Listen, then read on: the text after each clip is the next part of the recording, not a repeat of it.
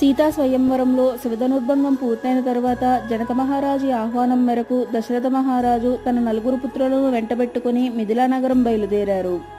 వివాహ శోభయాత్ర పూర్తి అయ్యాక మిథిలా సామ్రాజ్యం వద్ద జనకుడు సాదరంగా ఆహ్వానం పలికాడు.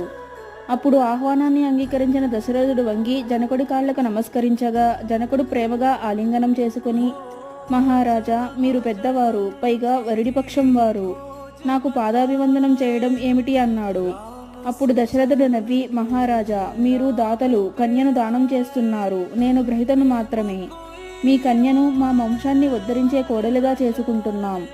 అంతేగాని నాకు మీలా దానం ఇచ్చే అదృష్టం లేదుగా.